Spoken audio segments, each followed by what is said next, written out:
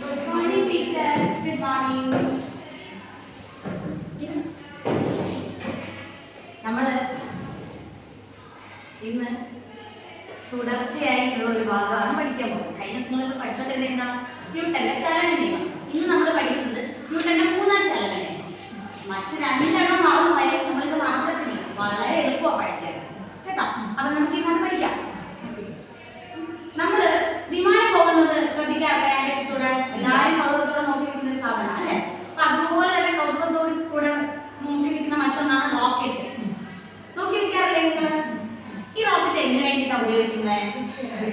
Very good. വിക്ഷേപണത്തിന് വേണ്ടിയിട്ടാണ് നമ്മൾ rocket ഉപയോഗിക്കുന്നത്. അപ്പൊ ഈ അടുത്ത കാലത്തായി നമ്മുടെ വാർത്തകളിലും പത്രങ്ങളിലും ഒക്കെ നിറഞ്ഞു നിന്നിരുന്നതാണ് റോക്കറ്റ് വിക്ഷേപണം, ചന്ദ്രയാൻ വിക്ഷേപണം അല്ലെ? അപ്പം ഈ റോക്കറ്റ് വിക്ഷേപിക്കുന്നത് എന്തിനു വേണ്ടിയിട്ടാണ്? അപ്പൊ ഈ അടുത്ത കാലത്തായിട്ട് നമ്മൾ ഏറ്റവും കൂടുതൽ വാർത്തയിലൊക്കെ കണ്ടുകൊണ്ടിരുന്നത് ഈ റോക്കറ്റ് വിക്ഷേപണം. അപ്പം ഈ റോക്കറ്റ് വിക്ഷേപിക്കുന്ന സമയത്ത് ഇത് മുകളിലോട്ട് കുതിക്കുന്ന സമയത്ത് കുറെ വാതകങ്ങളൊക്കെ താഴോട്ട് പോകുന്ന കണ്ടിട്ടുണ്ട്. അപ്പൊ അതുപോലെ തന്നെ റോക്കറ്റ് മുകളിലേക്ക് കുതിക്കുന്നത് കണ്ടിട്ടുണ്ട്. എങ്ങനെയായിരിക്കും ഈ റോക്കറ്റ് മുകളിലോട്ട് കുതിക്കുന്നത്? സാരമില്ല, ടീച്ചർ പറഞ്ഞുതരാം കേട്ടോ. അതിനുവേണ്ടി ടീച്ചർ ഒരു വീഡിയോ കാണിച്ചു തരട്ടെ.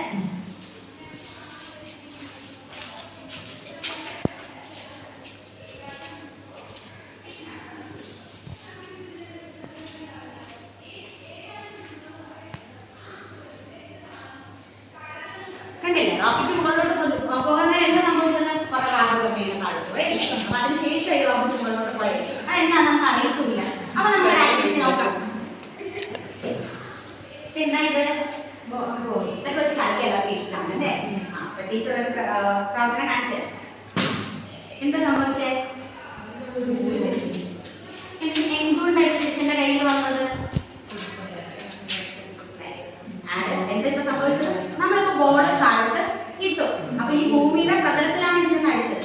ഞാൻ ഇവിടുന്ന് ഒരു ബലം കൊടുത്തത് കൊണ്ടാണ് എന്ത് ചെയ്തത്? ബോൾ താഴേക്ക് പോയത്. ആ ഭൂമി തിരിച്ച് ഇതിനകത്ത് ഒരു ബലം കൊടുത്തത് കൊണ്ടാണ് തിരികെ എന്റെ കയ്യിൽ വന്നത്. മനസ്സിലായല്ലോ? അപ്പം ഇവിടെ ഞാൻ അങ്ങോട്ട് കൊടുത്ത ബലത്തെ എന്തെന്ന് പറയാം? പ്രവർത്തനമാണെന്ന് പറയാം. ഈ ഭൂമിയുടെ ഉപരിതലം തിരിച്ച് മുകളിലേക്ക് തന്നതോ? പ്രതിപ്രവർത്തനം. Very good. അപ്പം ഇനി നിങ്ങൾക്ക് റോക്കറ്റ് വിക്ഷേപണ സമയത്ത് എന്താണ് സംഭവിക്കുന്നത് പറയാൻ പറ്റുമോ? അപ്പം ടീച്ചർ തന്നെ വിശദമായിട്ട് പറഞ്ഞു തരാം. അതായത് റോക്കറ്റിന്റെ അറകളിൽ നിന്ന് ഉന്നത മർദ്ദത്തിലുള്ള വാതകം താഴേക്ക് പോവുകയും അതിന്റെ ഫലമായാണ് എന്ത് സംഭവിക്കുന്നത്? റോക്കറ്റ് മുകളിലേക്ക് കുതിക്കുന്നത്. എന്താ പറഞ്ഞത്? റോക്കറ്റിന്റെ അറകളിൽ നിന്നും ഉന്നത മർദ്ദത്തിലുള്ള വാതകങ്ങൾ പുറത്തേക്ക് പോകുന്നതിന്റെ ഫലമായി റോക്കറ്റ് മുകളിലേക്ക് കുതിക്കുന്നു. മനസ്സിലായോ എല്ലാവർക്കും? ഓക്കെ. ഇനി നിങ്ങൾക്ക് വളരെ എളുപ്പത്തിൽ ന്യൂട്ടന്റെ മൂന്നാം ചലന നിയമം എന്താന്ന് പറയാൻ ശ്രമിച്ചൂടെ? എന്താ?